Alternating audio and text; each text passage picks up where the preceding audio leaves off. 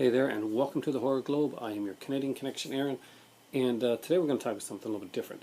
I promised a while back that I would do a video on the on good graphic novels, comic stories for Halloween, and I gave myself a challenge. I wasn't going to pick anything that's not right readily in my collection that I can get my hands on. So a lot of stuff that I've got loaned out or stuff that I don't have right now, on Halloween, stuff like that. Not on the list.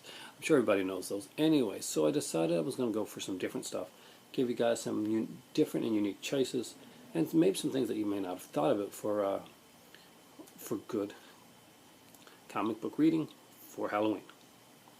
I'm going to go with the obvious ones first, and then I'm going to work my way into certain stories that I think you guys may be interested in. And here's a couple of the more obvious ones, and you can usually pick these up at your local chapters. And they are amazing, amazing books. I sincerely recommend them, and they run about $20 each. But for what they have, oh cat, it's incredible. There's the Mammoth Book of Zombie Comics. Really great stuff. Has some cool stuff. Has a the pigeons from R.E. Howard's story. No words actually. So I just saw them with So just some really, really cool stuff on here. Steve Niles stuff. Vince Locke's first Dead World comics is in here as well. There's just some really great stuff. And even better for me, I like this one because I like the old style and the kind of the old school look of this one. And that is this kind of EC style horror comics one, Best of Horror Comics. And these aren't EC, by the way. These are kind of the alternative. So. If you've read all the EC comics, Tales from Crypt, Father Horn, stuff like that, this is really worth checking out. It's all black and white reprints got here.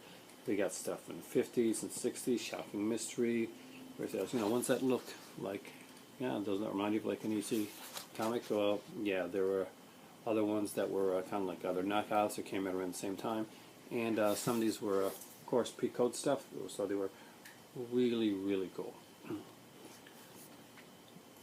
Now, next up is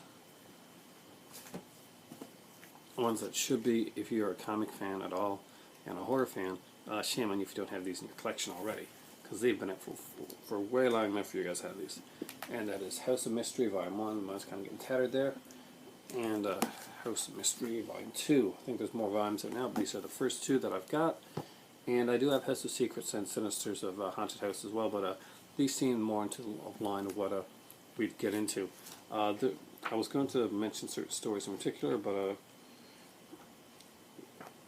I'm going to leave that for the less. I do like the Christmassy story from House of Mystery. I'm not sure what number it is right now. Sir Greeley's Revenge. It's kind of a cool one. It's about an old guy that picks up this kid out of the snow, brings him into his house, and the kid can play piano really well, and he practices every day. And basically the old man dies, and he's going to be left, the child will be left with a lot of money if he plays flawlessly this concerto. But there's, of course, evil relatives that are trying to kind of kill him off and trying to stop him from being able to do that by being extremely cruel. It's a fun story with an unusually happy ending for House of Mystery. Okay, next up we have Savage Sword of Conan, and this is Volume 1, and you're wondering, scratching your head, like, why Conan? Conan had a lot of horrific stories in there, and it starts out with actually one of the more horrific stories in the Conan, and that is, of course, Red Nails. If you've never read Red Nails, the art in this is beautiful, by the way. We have Barry Smith doing this, and Barry Windsor Smith. So you know that the art is going to be like amazing, but it's a dark story, and it's one of many dark stories in this here. Conan is very much the savage character that you expect for him to be, and this is definitely the best way to get it in these black and white ones. You can really see the art so much better. But if you never read Red Nails before, the Conan story, I strongly suggest you check it out. It's really well done. And there are many stories in here that would easily be a good Halloween read. Red Nails just sticks out right now. Next up is the first volume of The Sandman. Of course, Neil Gaiman's comic, Preludes and Nocturnes. So what do we take out of this one, horror-wise?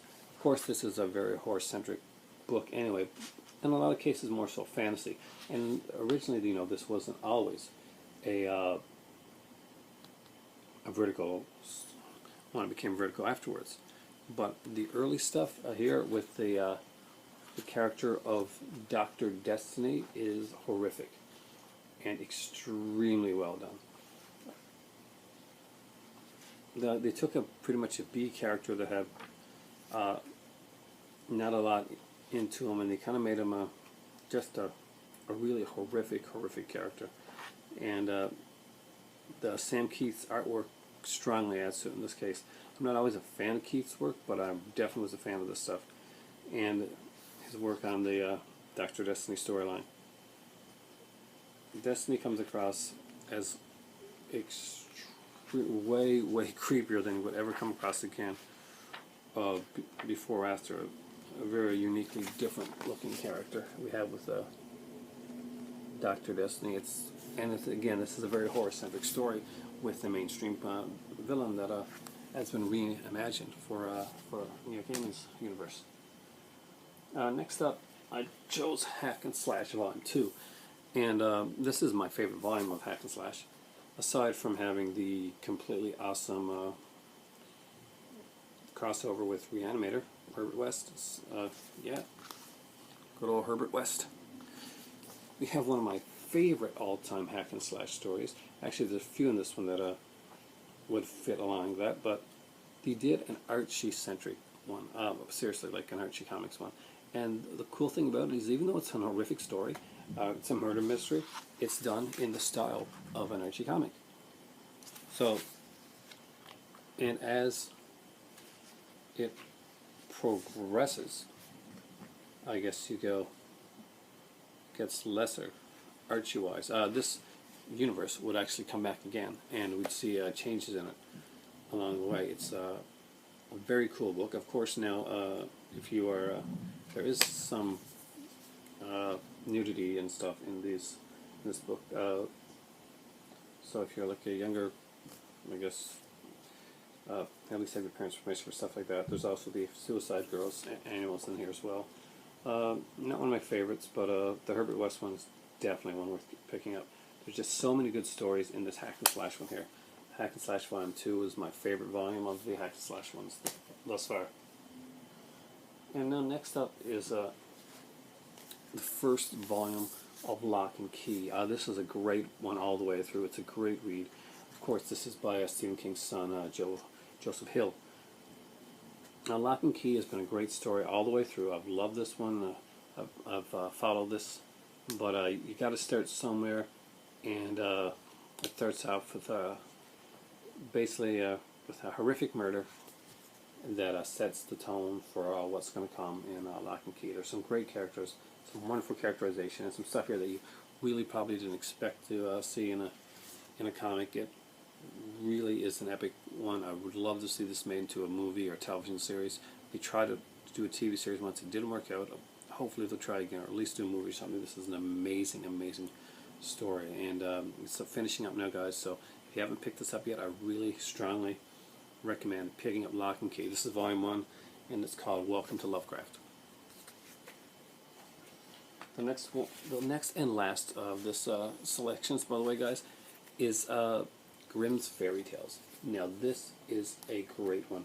Now, I like the original 2 volumes best. I'm collecting these, and I loved it, but I was not into the mythos of the characters as much as I was into the early stories, which were more of a, let's just say, cautionary tale. The girls here, of course, are drawn extremely comic bookily gorgeous, so that's always a plus. Just look at the covers. Yeah. Anyway, we have stories in here like Twisted Tales from Snow White to the Pied Piper to the Three Bears, which is a really good story, actually. Not at all what you think it is. It is kind of adult in nature. It's not like a lot of sex and stuff, but there is an adult nature to it. It does have some really brutal themes, and it doesn't shy away from the red stuff either. It's got some it's good stuff.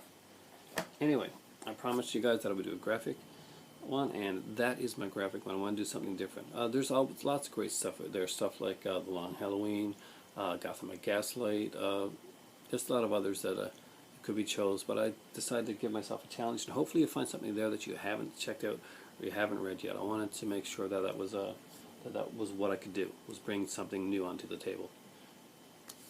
So hopefully you found something there, guys. Thanks for watching. I'm about to do another video on my own channel because I got some retro pickups. Thanks for watching, guys. Hope you haven't subscribed to the Horror Glow, please do so. Please like the video if you take the time to watch it, and leave a comment. That's much appreciated when you do. I just got in now. I just got my mark exams back, and I aced it. I aced my term this semester. I'm feeling really good about that right now. Thanks a lot, guys, because right now it's time for tea.